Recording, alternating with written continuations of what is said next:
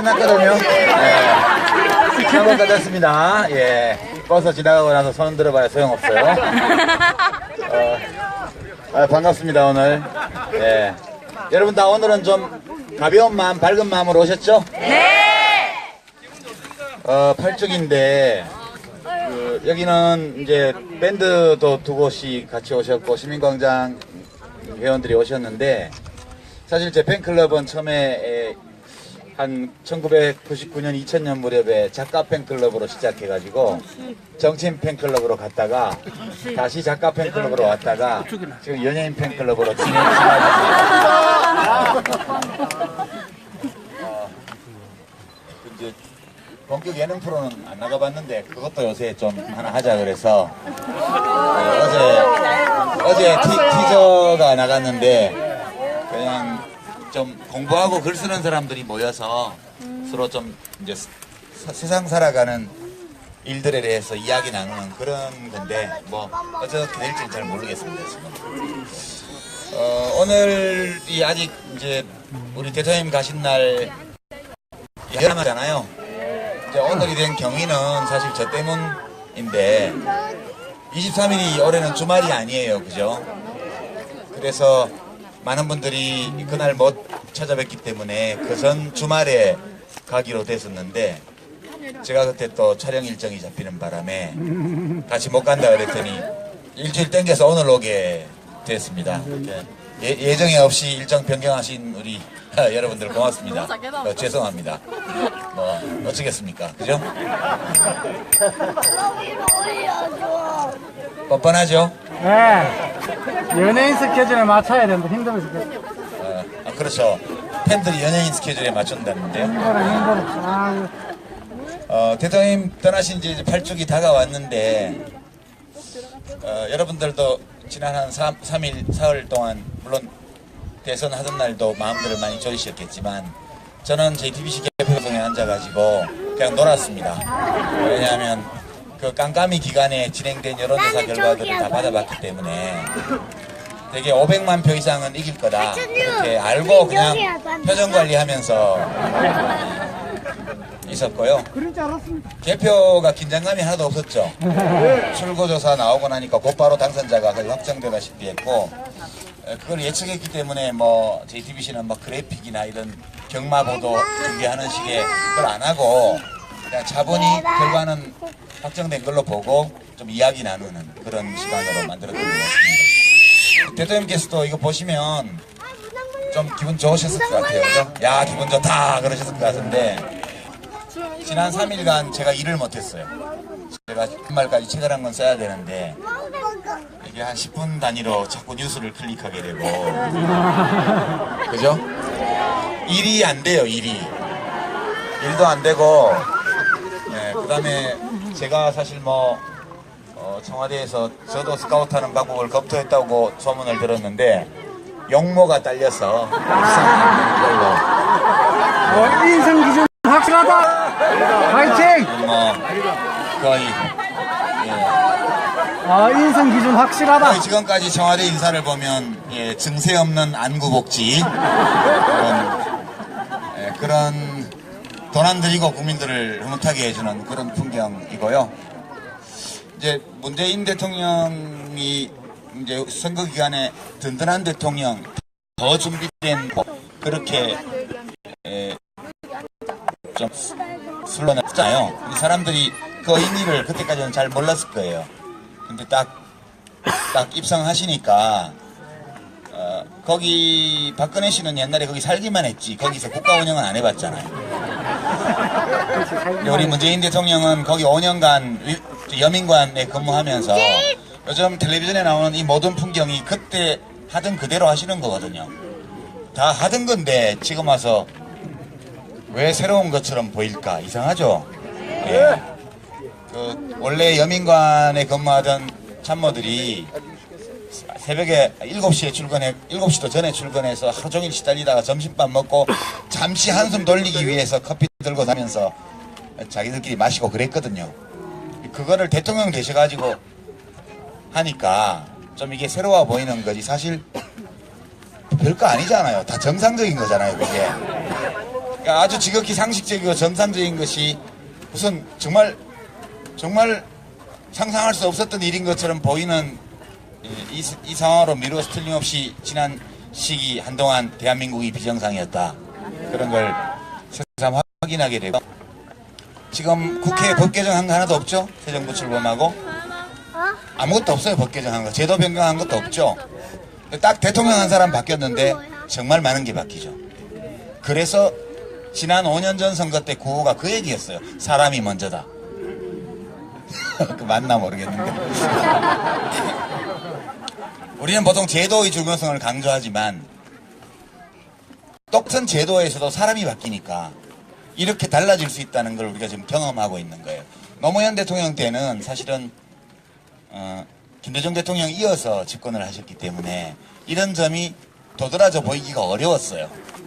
근데 지금은 이명박 박근혜 10년을 겪고 상식적인 그런 행동과 말과 생각을 하는 분이 대통령이 되니까 이렇게 확 다르게 보이는 거다. 저는 그렇게 생각합니다. 이게 이제 시작이라고 보고요. 문재인 대통령은 노무현 대통령 친구잖아요. 옛날에도 친구 대통령 있었죠.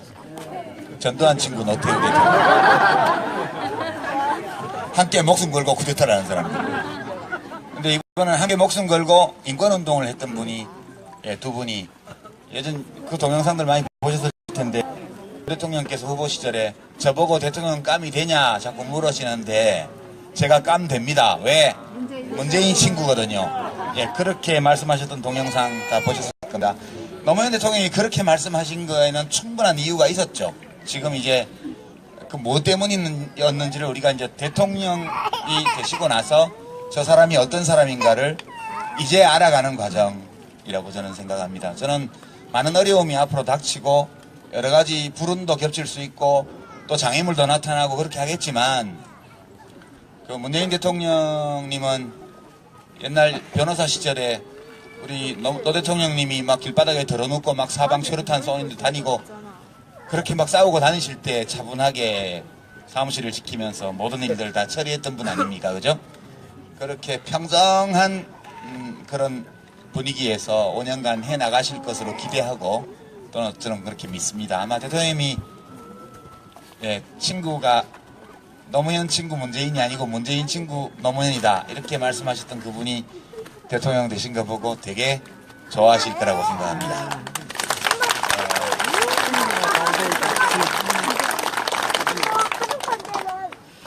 오늘은 오면서 제가 약간 애도의 기간이 아직 좀 끝나지 않았다는 사실을 또 새삼 느꼈어요. 오면서 이 정도 됐으면 뭔가 웃음꽃이 터지고 그냥 막 좋고 여기 와도 안 슬프고 그래야 되는데 아직 거기까지는 잘 안 되는 것 같아요. 저는 여러분들은 또 저하고 또 저보다 더한 분도 계시고 좀 덜한 분도 계시겠지만 아직 애도의 기간이 끝나지 않았다. 저는 개인적으로 그렇게 생각합니다. 그리고 그래서 그러는지 제 꿈에 8년 동안 한 번도 안 나오셨어요. 박근혜도 몇 번이나 나왔는데. 진짜로 8년간 한 번도 꿈에 못 봤어요. 꿈에서. 왜 그런지 모르겠는데요. 저는 개인적으로 이게 애도의 기간이 아직 끝나지 않아서 그런가? 그런 생각을 해봅니다. 좋은 데 가셨어요. 세월호 아이들은 아직 애도를 시작도 못했어요. 우리가 애도를 아직 제대로 된 애도를 시작을 못했고요. 지금 세월호는 우리가 8년 전에 서울광장에서 연결식을 하기 전 상태라고 봐요. 그런데 그 뒤로 우리가 8년이 지났지만 아직도 애도가 덜 끝난 것처럼 세월호 아이들은 아직도 제대로 된 애도를 우리가 시작도 하지 못했다. 그렇게 저는 생각하고, 그 모든 것들, 그 모든 생명들이 그렇게 허망하게, 억울하게 이렇게 떠나셨는데, 앞으로 우리가 훨씬 더 애도할 만한 상황을 맞이해서 제대로 애도하고 작별할 수 있는 기회를 가졌으면 좋겠다. 그렇게 생각합니다. 문재인 대통령께서 취임 전이지만 당선 확실 이렇게 언론에서 발표했을 때 맨 먼저 4.16년대 그 단원고 아이들 부모님들을 만나서 큼지막한 노란 리본을 오른쪽에 또 하나 얻어다시고, 그리고 광화문에서 모든 국민의 대통령이 되겠다 이렇게 말씀하셨는데 이제 시작이라고 보고요. 우리가 그렇게 제대로 애도할 수 있는 날도 곧 오리라고 생각합니다. 오늘 이건 뭐 정치적인 행사가 아니고 우리 대통령님을 생각하고 그리워하는 모임인데요. 제가 여러분께 이제 짤막하게 두 가지만 좀 말씀드리고 싶어요. 하나는 기록 영화 다큐 영화가 지금 개봉 직전이죠. 이제 한 열이틀 있으면 개봉되나 봐요. 저는 그 시사회 초대가 있긴 했는데, 또는 뭐 이렇게 GV라고 그러나요? 이렇게 대화하는 그런 초대를 받긴 했는데 저는 이제 사양했습니다. 좀 인터뷰를 하긴 했는데 다큐 영화를 만든다고 그래서 그런 인터뷰를 하기가 힘들더라고요. 제가 지난 겨울에 그걸 했는데 또 그 영화를 보는 게 되게 좀 겁이 나요. 그리고 또 그분에 대한 이야기를 하려면 또 그 감정에 빠져들기 때문에 좀 힘들어요. 그래서 제가 이제 다 사양하고 시사회도 안 갔고 나중에 개봉하면 그냥 제 아내하고 같이 그냥 영화관에 가서 보통의 관객들 틈에서 그냥 조용히 영화를 보려고요. 그렇게 하는데 우리가 다 컸습니다만 이게 언제 애도가 끝날까 그런 생각 많이 합니다. 그러니까 그 감정, 그분을 생각할 때 젖어들 수밖에 없는 어떤 감정, 그 감정은 때로 그리움이기도 하고요. 분노, 원망 또는 미움, 이런 아주 따뜻하고 밝은 감정과 어둡고 공격적인 감정이 뒤섞여서 제 마음에 차는 것 같아요. 지금도. 그래서 이제 그런 감정을 마주하기가 좀 겁이 나는 거죠. 이제 저도 거기서 좀 벗어나고 싶거든요. 그리움만 남는 상황을 맞이하고 싶거든요. 그 그리움의 뒤를 따라서 들러붙어서 원망이나 미움이나 이런 감정이 안 생기는 그런 날을 빨리 맞이하고 싶은데 그게 마음먹은 만큼 그렇게 빨리 안 되더라고요. 그런 점 제가 여러분께 말씀드리고 싶고, 아마도 그 영화를 또 보면 또 그런 대립되는 감정에 휩싸일 것 같아요. 근데 우리 자신을 위해서도 그렇고 우리 떠나가신 대통령님을 생각해서도 그렇고 그런 공격적이고 부정적인 감정을 우리가 떨치지 못하면 우리 자신이 좀 덜 행복해질 것 같아요. 대통령님도 그거 원하시지 않을 것 같아요. 돌아가실 때 남긴 글에 누구도 원망하지 마라 그렇게 써놓으셨는데 그거 안 되더라고요. 그렇게 당신께서는 다 그렇게 정리하고 떠나셨는지 몰라도 남은 우리는 그게 잘 안 돼요. 그게 꼭 누구에 대한 원망이라기보다는 누구라고 딱 꼬집어서 말하기는 어렵지만 여하튼 어떤 대상이 있는 원망이에요. 때로는 우리 자신에 대한 원망이기도 하고요. 그래서 그래도 우리가 저는 그런 생각을 합니다. 빨리 하여튼 그런 부정적인 어두운 감정을 떨쳐내고 대통령님을 생각할 때 오로지 사랑, 그리움 이런 따뜻한 감정만으로 그분을 돌아볼 수 있는 날이 오게끔 해야 되겠다. 그런 결심을 오늘도 합니다. 부정적인 감정은 우리 자신의 행복을 해치니까요. 네, 그렇게 말씀드리고 싶고요. 그 다음에 이제 그런 부정적인 감정을 떨쳐내려면, 많이 덜어내려면 뭐가 필요하지 이런 생각을 좀 해봅니다. 사람 사는 세상인데요. 예전에 제가 대통령님하고 대화 나눴을 때 그런 기억이 있죠. 노무현의 시대는 올 겁니다. 제가 그랬을 때 그 시대가 오면 나는 없을 것 같아요. 그렇게 말씀을 하셨고 제가 뭐 안 계시면 어때요? 뭐 어차피 그런 세상 갈 텐데 가면 되죠. 그게 돌아가시라는 뜻으로 한 말이 아니고 이게 되게 오래 걸릴 수도 있는데 언젠가는 그게 그런 세상이 오니까 우리가 살아서 그 날을 못 보더라도 지금 하는 일들이 다 괜찮은 거 아니겠습니까? 이런 뜻에서 말씀드린 건데 나중에 후회를 되게 많이 했어요. 대통령님은 결국 그런 세상을 만들려고 노력하셨지만 솔직히 전지전능한 능력자도 아니었고요. 능력도 좀 부족한 점이 있었고 판단착오를 하기도 하고 분을 못 이겨서 싸우기도 하고 뭐 때로는 용기가 좀 부족해서 못하기도 하고 그래서 사실 다 못 이루었던 거잖아요. 이제 대통령 떠나셨지만 대통령 안 계신 중에도 우리는 계속 갑니다. 사람 사는 세상으로. 그리고 지금 문재인 대통령이 취임 나흘째를 맞고 계신데 오늘 주말이라 이사뉴스 말고 뉴스 별로 없더라고요. 결국은 언제가 되면 이 부정적 감정을 떨쳐내고 그분을 회상할 수 있을까 생각해보면 100% 완벽하게 좋은 사회는 아니라 할지라도 우리가 이 정도면 우리가 많이 이루었어.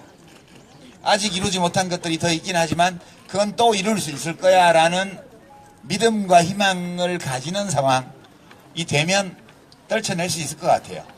그죠? 그게 돼야 될 것 같아요.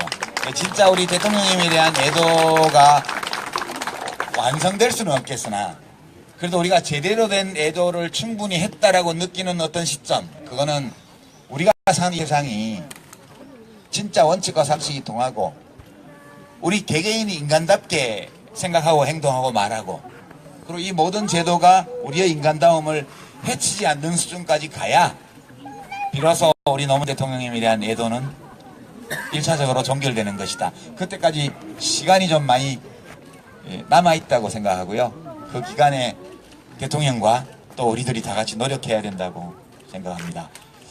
제가 여러분들 중에도 제가 어디서 보면 뭐 일 좀 해주세요 뭐 그런 분도 계신데요. 제가 이제 그냥 이 자리니까 제가 말씀을 드리면 왜 안 하려고 할까? 그리고 문재인 대통령은 저를 안 부르실 거예요. 왜냐하면 제가 왜 안 하려고 하는지를 아시기 때문에요. 그러니까 제가 지금 이 마음속에 그런 그리움이나 희망 이런 긍정적인 감정과 함께 여전히 제 마음속에서는 원망이나 미움 같은 부정적 감정이 있어요. 제가 생각해 볼 때. 이런 감사합니다. 이런 부정적 감정을 잘 다스리지 못하는 상태에서 국가의 강제 권력, 공권력을 다루는 자리로 가게 되면 그게 저도 행복하지 않고 다른 사람도 행복하게 해주기 어렵고 또 문재인 대통령이 좋은 정치를 펴는데도 도움이 안 될 거다라고 저는 생각했습니다. 그래서 문재인 대통령을 후보 시절이나 그 전부터 제가 뵈면 매번 제가 놀라던 게 그거예요. 그분의 마음속에도 그런 부정적 감정이 있는지 없는지는 모르겠으나 적어도 제가 대하면서 대화하고 같이 이렇게 지내면서 느끼기에는 그분 마음속에 그런 부정적 감정이 있다는 걸 느낄 수가 없어요. 느껴지지가 않아요. 감지가 안 돼요. 그래서 이거는 아예 그런 게 없거나 또는 있기는 있지만 그것을 완벽하게 통제할 수 있는 능력, 내면적인 능력을 가지고 있거나 그럴 때에만 남들이 못 느끼게 할 수 있는 거거든요. 저는 아직도 까칠까칠하고 뾰족뾰족해요. 말을 하다 보면 저도 모르게 그런 감정의 조각들이 튀어나가고 사람들이 그걸 감지해요. 근데 문재인 대통령님은 그걸 제가 지난 5년 또는 지난 8년간 배워왔지만 느낄 수가 없어서 지금도 예전에도요. 그래서 제가 문재인이라는 사람을 존경하고 좋아하는 데는 물론 노무현 대통령님하고 좀 달라요. 노무현 대통령은 사랑스러운 분이고요 진짜. 그리고 뭘 안 해드리면 내가 마음이 불편해지는 분이셨어요. 뭘 해드리고 싶은 분이었어요. 근데 문재인 대통령님은 막 그렇게 사랑스럽다고 하기는 어렵죠.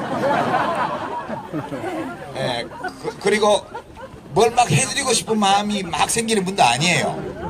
근데 어떤 분이냐 하면 좀 기대도 괜찮겠다 싶은 분이에요. 그죠? 아니, 노무현 대통령님은 지지자를 굉장히 고달프게 만드는 지도자셨어요. 뭐 우리가 좀 기대해야 되는데 맨날 마음 쓰고 안타까워하고 뭐 보태해 드려야 되는데 막 안달복달하고 이런 지도자셨잖아요. 근데 왜 그랬을까 하면 사랑스러우니까.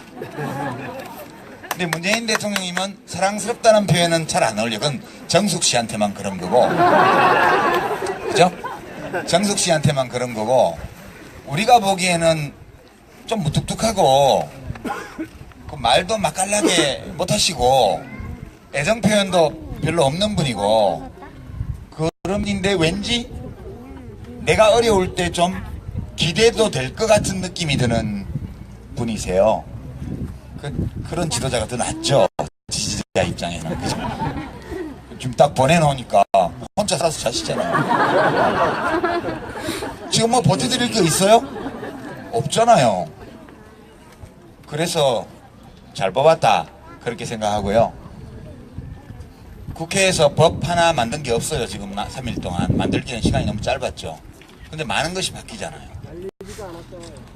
그러니까 인천국제공항에 6,000명 비정규직에 앞으로 3,500명 더 뽑으면 10,000명인데 그걸 다 정규직으로 만들겠다고 공항공사 사장님이 그러셨는데 왜 그랬겠어요?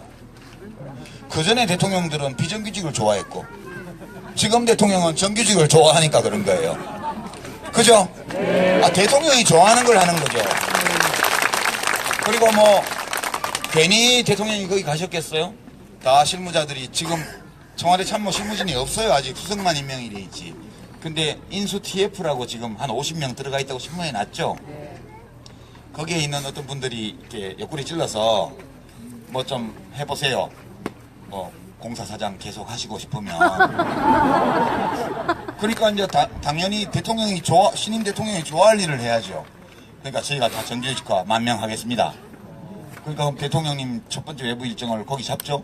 이렇게 해서 대통령이 가셔가지고 뭐 말씀 듣고 그다음에 뭐 좋은 소식이 있던데요. 이러니까 이제 그 사장님이 저희 정규직 하겠습니다. 이랬잖아요. 이렇게 간단해. 이걸 왜 못했는지 몰라 예전에. 그죠? 그런 생각 안 드세요? 그래서 이런 식으로 모든 비정규직을 한꺼번에 해결하지는 못하지만 대통령의 힘으로 권력으로 손이 닿는 데까지는 해결해 나가야 된다고 저는 봐요. 그렇게 하면서 또 법과 제도를 손봐서 전체적으로 이 온기가 퍼져나가도록 하는 거. 이런 식으로 해나간다면 저는 한 5년 후에는 아직 우리 대한민국 갈 길이 많이 남아있긴 하지만 그래도 우리가 진도를 많이 나왔고 또 앞으로 더 진도를 나갈 수 있다는 희망이 보인다. 이렇게 되면 문재인 대통령이 퇴임하실 때쯤이면 저도 이 봉하마을에 와도 슬픈 감정이나 누구에 대한 원망이나 미움을 안 느끼면서 묘역에 참배할 수 있지 않을까 그런 희망을 갖고 있습니다. 이런 희망을 여러분과 나누고 싶고요.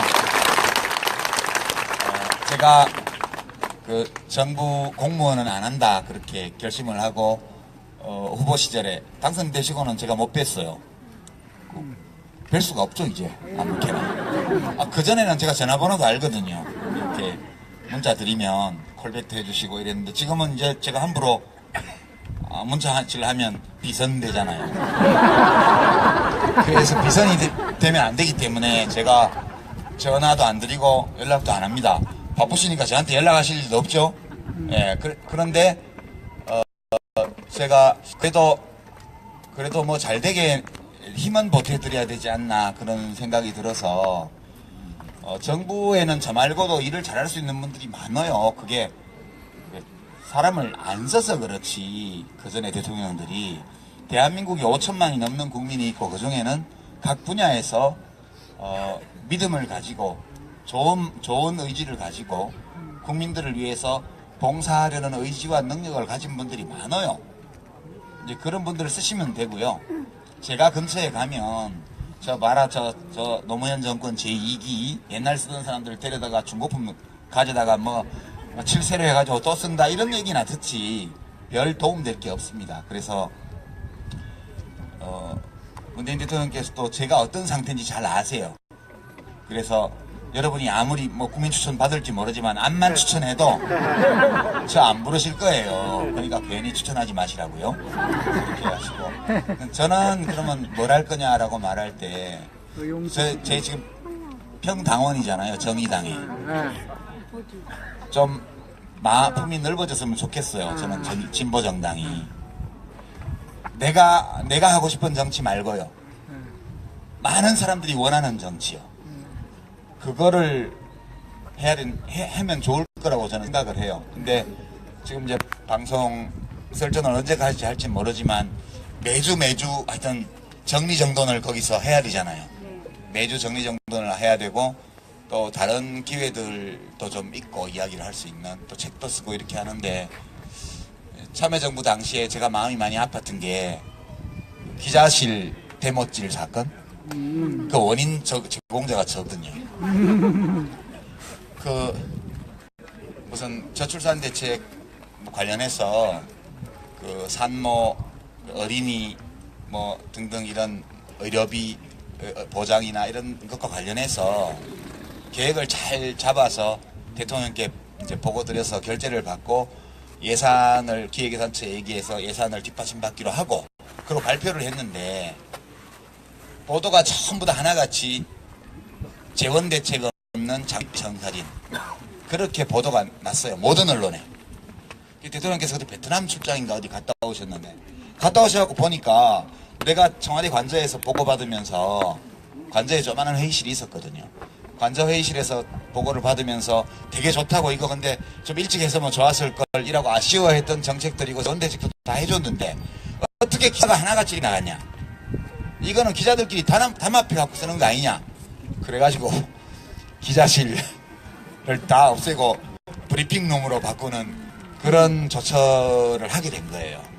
그래서 기자분들이 저한테 항의하러 왔어요. 그때 청와대에는 대통령이 안 만나주니까 복지부 기자실의 직원들이 기자들이 저한테 한 10분이 몰려오셔가지고 저한테 막 따지더라고요. 그래서 제가 죄송하게 됐다고 뭐 얘기를 했는데 그때 그 5년 동안에 제가 느낀 게 참 아쉬운 게 그거였어요.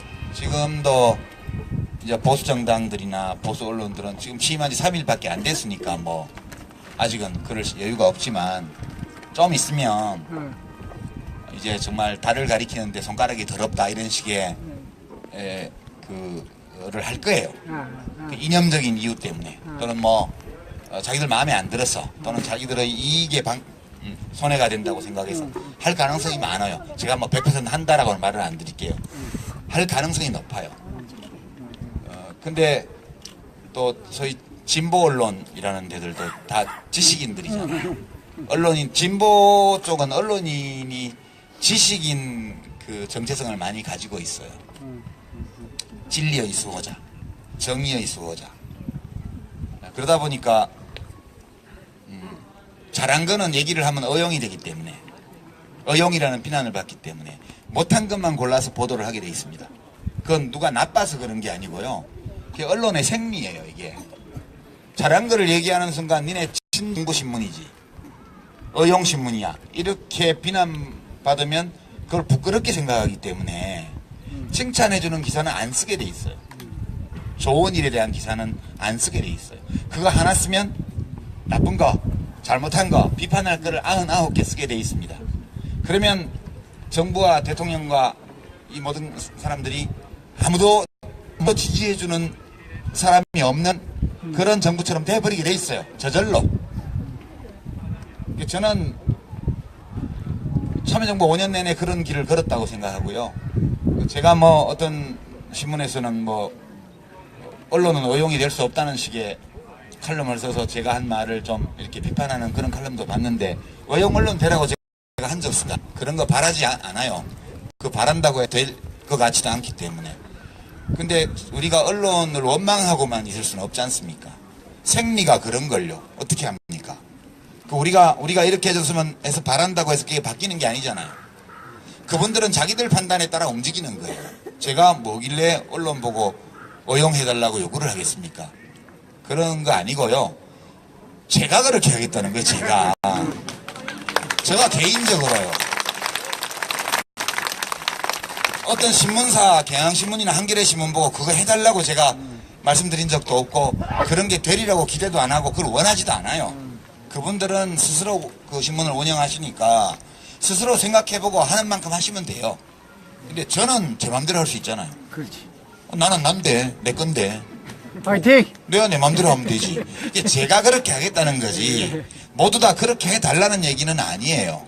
그죠? 맞아요. 거기 뭐 잘못이 있습니까? 없어요. 그렇잖아요. 인생 자기가 사는 건데 제가 그렇게 살겠다고요. 제가 진보 어용 지식인 되겠다고 그래서 그렇게 한 거고요. 밤거리를 다니면서 호신용 무기를 안 가지고 다니는 사람이 밤에 퍽치기를 당했어요. 호신용 무기를 잘 안 가지고 어두운 밤거리에 간 실수가 있죠? 근데 그거는 퍽치기 한 놈을 욕해야죠. 퍽치기 한 놈의 죄가 99면 퍽치기 당한 사람의 잘못은 1밖에 안 돼요. 그 잘못도 누구한테 해를 끼친 잘못이 아니고 자기가 스스로 대비를 충분히 못한 거에 불과해요. 그럴 때 밤길 걷는 시민들의 안전의식 이대로 괜찮은가 이런 기사를 내면 어떻게 되겠어요? 그거는 사실을 보도한 거죠. 그렇지만 그게 진실을 말하는 기사는 아니잖아요. 저는 제가 그럴 때 그거는 퍽치기 한 놈을 욕해야 돼. 그 놈을 99번을 욕하고 그러고 슬쩍 너도 앞으로는 조심해야지. 그게 맞는 거지. 그죠? 네, 저는 그렇게 생각합니다. 대통령이 권력을 가졌다고 해서 그 사람이 하는 실수, 그들이 하는 잘못, 이것만 99개를 채우는 이런 거는 소신에 따라서는 언론사들이 할 수 있지만 저는 그렇게 안 하겠다는 거예요. 그게 뭐 잘못일까요? 저는 그렇게 생각하면서 좀 문재인 대통령에게 좀 기대고 싶고요. 좀 제가 가까이서 힘을 보태지는 못하지만 좀 대통령 권력을 휘둘러 가지고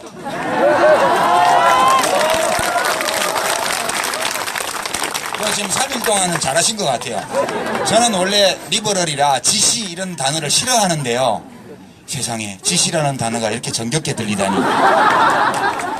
1호 지시 일자리위원회 설치, 2호 지시 국정교과서 폐지. 이게 그래 이렇게 재량권 행사를 안 할 거면 전공개시를 뭐하러 해? 그런 생각이 들어요. 제가 가까이서 못 도와드리니까 죄송하긴 한데 힘 많이 써주십시오. 그런 말씀드리고 싶고요. 그리고 정말 국민들이 어려울 때 하소연하고 기댈 수 있는, 저는 인천공항의 그 비정규직 여직원들이 이렇게 눈물 닦는 거 보면서 되게 마음이 아리더라고요. 같이 눈물이 날 것 같은 그런 느낌이었어요. 10,000명밖에 안 되지만 천리길도 한 걸음부터인데 10,000명에서 시작해서 10,000,000명 갈 수 있잖아요. 그렇게 해주시기를 기대하고요. 저는 진보 오용지식인으로서 문재인 대통령한테 이거 해주세요 저거 해주세요 하나도 없습니다. 제가 개인적으로는 자리 주세요 이런 거 없고요. 그런 거 안 해요. 제가 알아서 해요.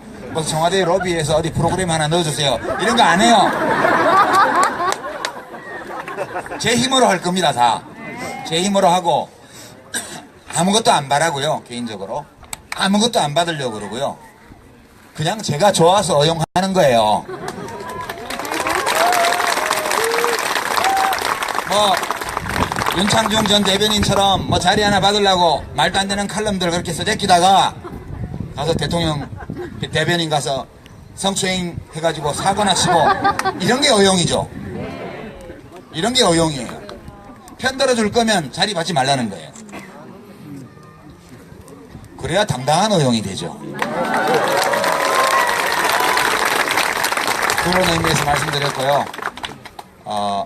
우리 시민 여러분들도 어용이 되라는 게 아니에요. 어떤 분들은 나 어용 시민 하려고 그러는데 어용 시민이라는 건 없어요. 시민은 그냥 시민이에요. 주권자예요. 주권자로서 모든 주권자를 대표하고 모든 주권자를 위해서 일해야 되는 대통령이 하고 있는 일을 잘 보면서 나무랄 거는 나무라고 힘 실어줄 거는 힘 실어주고 이렇게 하는 시민이 진짜 이 깨어있는 시민 아니겠어요. 그죠?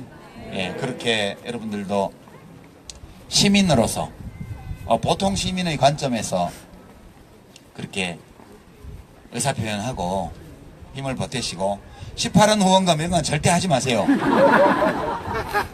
예? 국회의원 전화번호 알더라도 문자 폭탄 제발 보내지 마세요. 그런 게 이제 대통령 되시기 전에는 또 모르겠는데 대통령까지 되셨는데 문재인 대통령 지지하는 사람들이 18원 후원금 보내고 문자 폭탄 욕설 보내고 이러면 안 되거든요. 저기 한국당 당원들이 한 거예요. 아니에요. 저 한 사람 알아요. 그래서 정 욕하고 싶으면 뉴스 인터넷 포털에 뉴스 댓글란에다가 그 10원짜리 100원짜리 섞지 말고 훌륭한 언어로 세게 욕하시면 되잖아요. 예, 그렇게 해주시고 이제 또 그런 걸 하면 또 대통령을 욕하거든요. 그런 사람들이. 그래서 제발 18원 후원금 이젠 좀 그만하시고, 그죠? 제가 정부에 있으면 이런 말도 못해요. 국민들 보고 이래라 저래라 하는 게 되니까. 저도 평범한 시민이니까 저는 18원 후원금 이런 거 18원 아까워가지고 절대 안 보내요. 18원도 아깝잖아요. 예. 그리고 문자도 다 요금 들어가잖아요. 그거 역술 문자를 왜 보내요? 그렇게 부탁드리고요. 예. 제가 한 2시쯤에 저기 권양수 여사님하고 좀 왔는데 그냥 가면 안 되잖아요. 예, 그래서 요 말씀드리고 뭐 사진 찍으실 분들 찍고 노래 한 곡 그리고 저는 부르고. 이제 노래는 안 부르시나? 저기 여사님께 좀 노래는 인사드리고 안 하시나? 그리고 집에 가도록 하겠습니다. 질문 2개만 받을게요. 1개는 뭐 안 받아요. 예. 노래 안 하시나? 노래 평소에 제가 그 도지사 하실 때도 뭐 잠깐 하나만 여쭙겠습니다. 아까 많은 사람이 원하는 정치를 하시겠다고 하셨습니다. 제가요? 그런 말 하나 없는데 막 왜곡하시네. 분명히 다 들으셨죠? 여러 사람이 원하는 정치를 하시겠다고 하셨습니다. 그런 정치 하시려고 아니, 그게 아니고 정의당이 그런 정치를 해줬으면 좋겠다.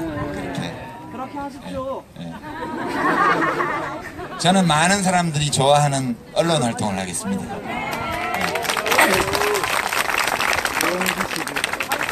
잡아가라! 예.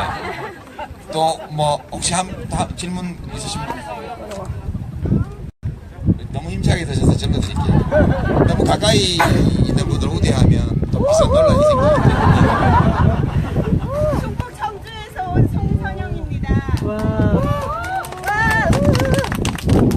저희들이 바라는 것이 있습니다.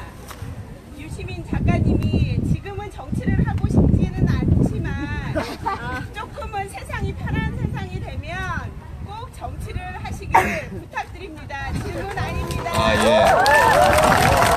질문은 아니지만 답은 드려야 될 것 같은데 편안한 세상이 되는데 뭐하러 정치를 해요? 정치는 세상이 안 편안하니까 하는 건데. 작가님 마음이 편안하지. 제가 편안할 때요? 네. 예, 근데 세상이 편안해져야 제 마음이 편안할 것 같아갖고 제 마음이 편안해지면 세상이 편안하기 때문에 정치를 할 필요가 없고 세상이 안 편안할 때는 제 마음이 불편해서 정치를 못하고 그런 것 같습니다. 근데 너무 서운하게 생각하시지 말고요. 또 딴 분을 찾아보세요. 좋아할 만한 정치. 그럼 이제 편안한 문재인 세상이 대통령 청와대에 계신 오면은 동안은 열렬히 좋아해 주시고요. 문팬이 숫자도 얼마 안 되고 경험도 부족해서 시민광장에서 침투를 많이 했대던데 문팬도 이제 더 많이 가입하고요. 거기서 문팬은 정치하지 말고 맨날 넣으십시오. 현직 대통령 팬클럽은 그냥 노는 거예요. 가서 국내 내수 경기 진작을 위해서 열심히 돈 쓰고 그렇게 하셔야 됩니다. 하셔야 되고 저는 사실은 이제 세상을 바꾸려면 제도를 때로는 바꿔야 되는데요. 또 제도를 바꾸려면 사람들의 생각이 바뀌어야 돼요.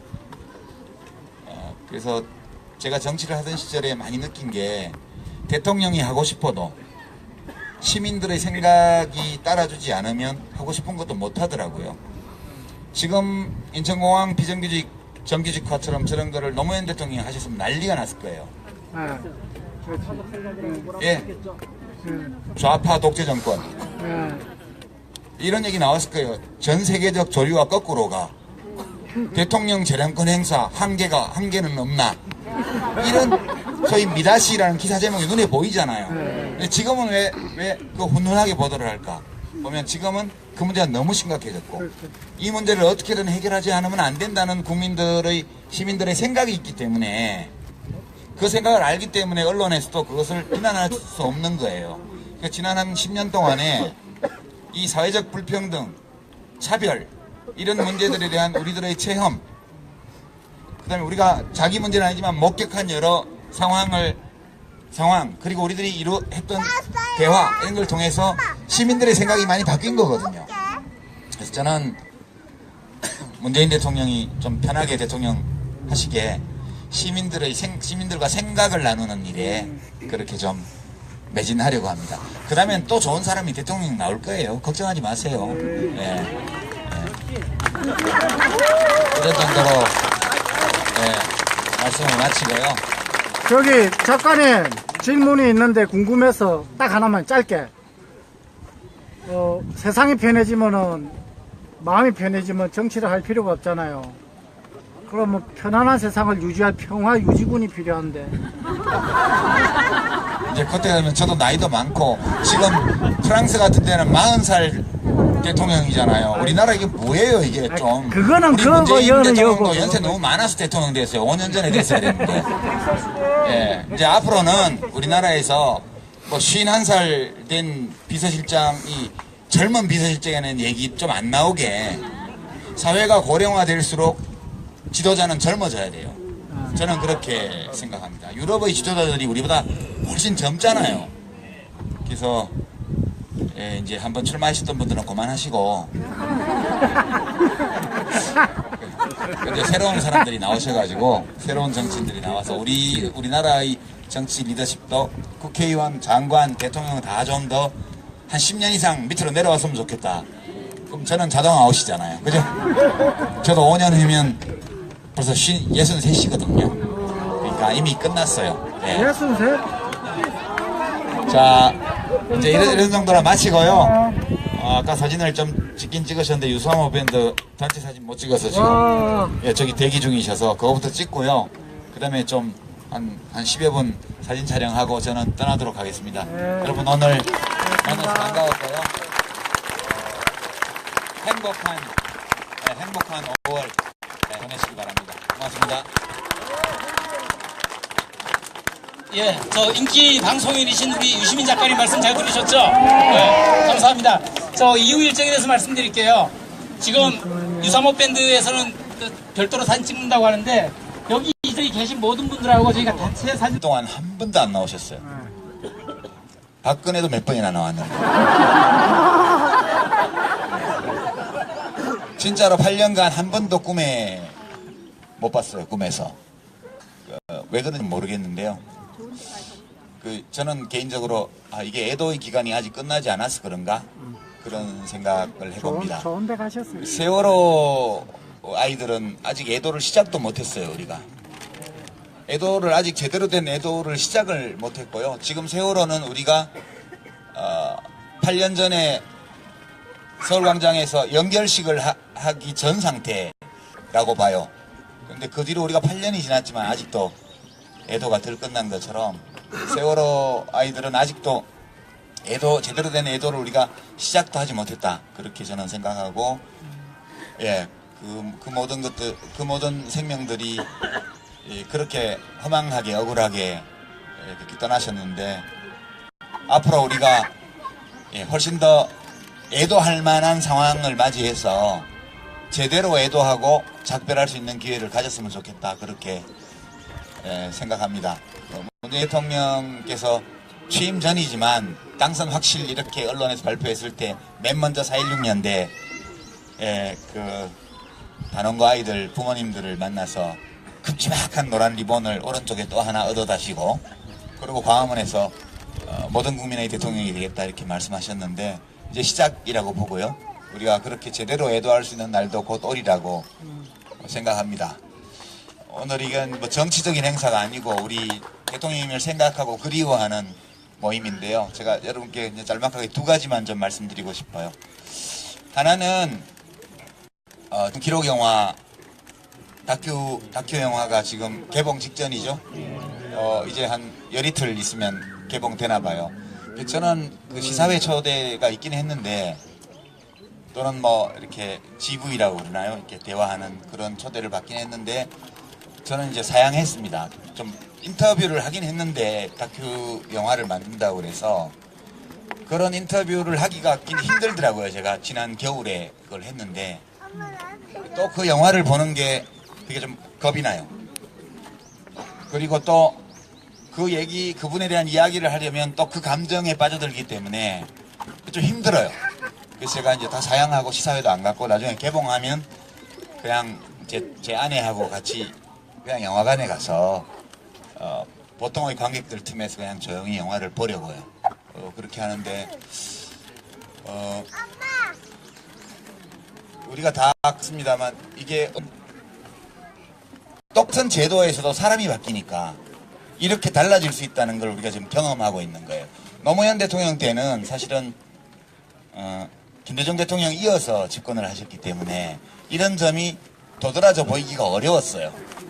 근데 지금은 이명박 박근혜 10년을 겪고 상식적인 그런 행동과 말과 생각을 하는 분이 대통령이 되니까 이렇게 확 다르게 보이는 거다. 저는 그렇게 생각합니다. 이게 이제 시작이라고 보고요. 문재인 대통령은 노무현 대통령 친구잖아요. 옛날에도 친구 대통령 있었죠. 전두환 친구 노태우 대통령. 함께 목숨 걸고 쿠데타를 하는 사람들. 근데 이번은 함께 목숨 걸고 인권운동을 했던 분이, 두 분이, 예전 그 동영상들 많이 보셨을 텐데, 대통령께서 후보 시절에 저보고 대통령 깜이 되냐 자꾸 물으시는데, 제가 깜 됩니다. 왜? 문재인 친구거든요. 그렇게 말씀하셨던 동영상 다 보셨을 겁니다. 노무현 대통령이 그렇게 말씀하신 거에는 충분한 이유가 있었죠. 지금 이제 그 뭐 때문이었는지를 우리가 이제 대통령이 되시고 나서 저 사람이 어떤 사람인가를 이제 알아가는 과정이라고 저는 생각합니다. 저는 많은 어려움이 앞으로 닥치고 여러 가지 불운도 겹칠 수 있고 또 장애물도 나타나고 그렇게 하겠지만 그 문재인 대통령님은 옛날 변호사 시절에 우리 노 대통령님이 막 길바닥에 들어눕고 막 사방 최루탄 쏘는 데 다니고 그렇게 막 싸우고 다니실 때 차분하게 사무실을 지키면서 모든 일들 다 처리했던 분 아닙니까? 그죠? 그렇게 평정한 그런 분위기에서 5년간 해 나가실 것으로 기대하고 또는 저는 그렇게 믿습니다. 아마 대통령님이 친구가 노무현 친구 문재인이 아니고 문재인 친구 노무현이다 이렇게 말씀하셨던 그분이 대통령 되신 거 보고 되게 좋아하실 거라고 생각합니다.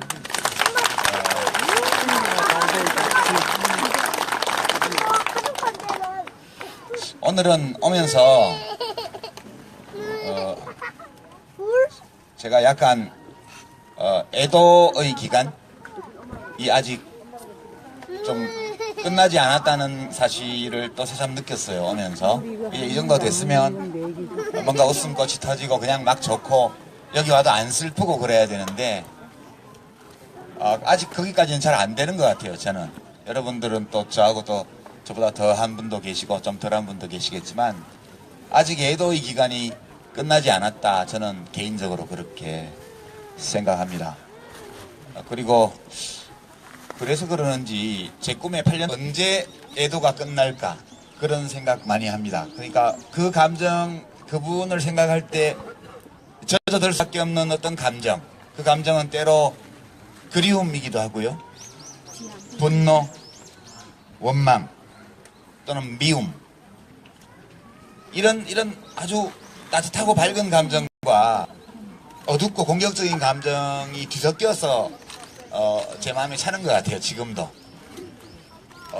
그래서 이제 그런 감정을 마주하기가 좀 겁이 나는 거죠.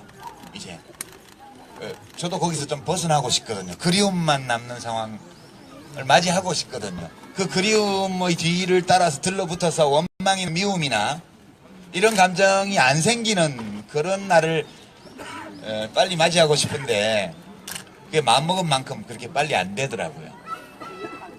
그런 점 제가 여러분께 말씀드리고 싶고 아마도 그 영화를 또 보면 또 그런 대립되는 감정에 휩싸일 것 같아요. 근데 우리 자신을 위해서도 그렇고 우리 떠나가신 대통령님을 생각해서도 그렇고 그런 공격적이고 부정적인 감정을 우리가 떨치지 못하면 우리 자신이 좀 덜 행복해질 것 같아요. 그리고 대통령님도 그거 원하시지 않을 것 같아요. 돌아가실 때 남긴 글에 누구도 원망하지 마라 그렇게 써놓으셨는데 그거 안 되더라고요. 그렇게 당신께서는 다 그렇게 정리하고 떠나셨는지 몰라도 남은 우리는 그게 잘 안 돼요. 그게 꼭 누구에 대한 원망이라기보다는 누구라고 딱 꼬집어서 말하기는 어렵지만 여하튼 어떤 대상이 있는 원망이에요. 때로는 우리 자신에 대한 원망이기도 하고요. 그래서 그래도 우리가 저는 그런 생각을 합니다. 빨리 하여튼 그런 부정적인 어두운 감정을 떨쳐내고 대통령님을 생각할 때 오로지 사랑, 그리움 이런 따뜻한 감정만으로 그분을 돌아볼 수 있는 날이 오게끔 해야 되겠다. 그런 결심을 오늘도 합니다. 부정적인 감정은 우리 자신의 행복을 해치니까요. 네, 그렇게 말씀드리고 싶고요. 그 다음에 이제 이거를 그런 부정적인 감정을 떨쳐내려면 많이 덜어내려면 뭐가 필요하지 이런 생각을 좀 해봅니다. 사람 사는 세상인데요. 예전에 제가 대통령님하고 대화 나눴을 때 그런 기억이 있죠. 노무현 시대는 올 겁니다. 제가 그랬을 때 그 시대가 오면 나는 없을 것 같아요. 그렇게 말씀을 하셨고 제가 뭐 안 계시면 어때요? 뭐 어차피 그런 세상 갈 텐데 가면 되죠. 그게 돌아가시라는 뜻으로 한 말이 아니고 이게 되게 오래 걸릴 수도 있는 걸 안 하고 그냥 차분히 결과는 확정된 걸로 보고 좀 이야기 나누는 그런 시간으로 만들었던 것 같습니다. 대통령께서도 이거 보시면 좀 기분 좋으셨을 것 같아요. 그죠? 야 기분 좋다 그러셨을 것 같은데 지난 3일간 제가 일을 못했어요. 제가 주말까지 책을 한 권 써야 되는데 이게 한 10분 단위로 자꾸 뉴스를 클릭하게 되고 그죠? 일이 안 돼요. 일도 안 되고 네, 그 다음에 제가 사실 뭐 청와대에서 저도 스카우트하는 방법을 검토했다고 소문을 들었는데 용모가 딸려서 이걸로 인성 기준 확실하다. 파이팅. 거의 인성 기준 확실하다. 거의 지금까지 청와대 인사를 보면 증세 없는 안구복지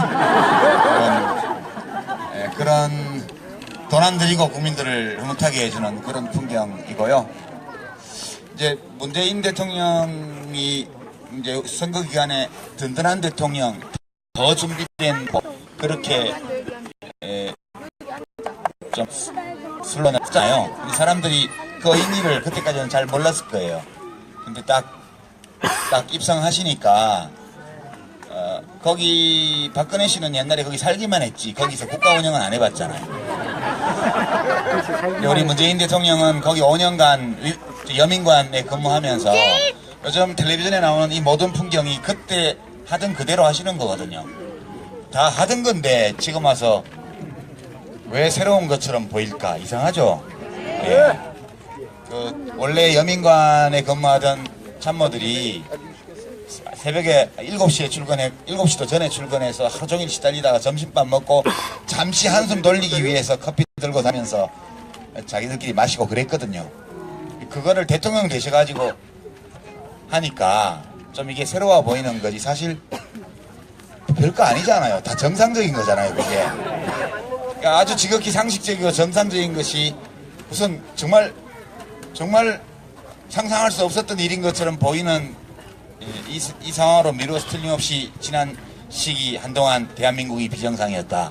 그런 걸 새삼 확인하게 되고 지금 국회에 법 개정한 거 하나도 없죠? 새 정부 출범하고 아무것도 없어요. 법 개정한 거. 제도 변경한 것도 없죠. 딱 대통령 한 사람 바뀌었는데 정말 많은 게 바뀌죠. 그래서 지난 5년 전 선거 때 구호가 그 얘기였어요. 사람이 먼저다. 그 맞나 모르겠는데.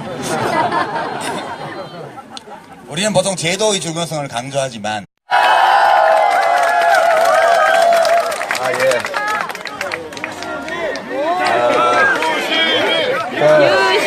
선거 끝났거든요.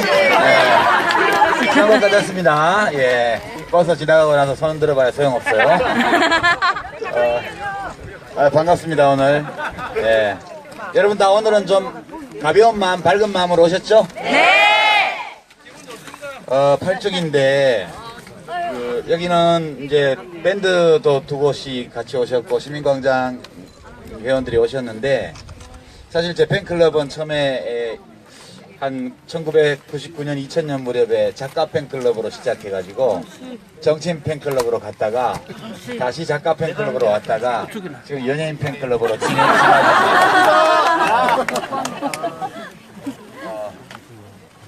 이제 본격 예능 프로는 안 나가봤는데 그것도 요새 좀 하나 하자 그래서 어제 티저가 나갔는데 그냥 좀 공부하고 글 쓰는 사람들이 모여서 서로 좀 이제 세상 살아가는 일들에 대해서 이야기 나누는 그런 건데 뭐 어떻게 될지는 잘 모르겠습니다 지금. 오늘이 아직 이제 우리 대통령 가신 날 연하잖아요. 이제 오늘이 된 경위는 사실 저 때문인데 23일이 올해는 주말이 아니에요, 그죠? 그래서 많은 분들이 그날 못 찾아뵙기 때문에 그 전 주말에 가기로 됐었는데 제가 그때 또 촬영 일정이 잡히는 바람에 같이 못 간다 그랬더니 일주일 땡겨서 오늘 오게 됐습니다. 예정에 없이 일정 변경하신 우리 여러분들 고맙습니다. 죄송합니다. 뭐 어쩌겠습니까, 그죠? 뻔뻔하죠? 네. 연예인 스케줄에 맞춰야 되는데 힘들어서 그래. 그렇죠. 팬들이 연예인 스케줄에 맞춘다는데요. 힘들어. 대통령 떠나신 지 이제 8주기 다가왔는데 여러분들도 지난 한 3일, 사흘 동안 물론 대선 하던 날도 마음들을 많이 졸이셨겠지만 저는 JTBC 개표방송에 앉아가지고 그냥 놀았습니다. 왜냐하면 그 깜깜이 기간에 진행된 여론조사 결과들을 다 받아봤기 때문에 되게 500만 표 이상은 이길 거다 이렇게 알고 그냥 표정 관리하면서 있었고요. 개표가 긴장감이 하나도 없었죠. 출구조사 나오고 나니까 곧바로 당선자가 거의 확정되다시피 했고 그걸 예측했기 때문에 뭐 JTBC는 뭐 그래픽이나 이런 경마보도 중계하는 식의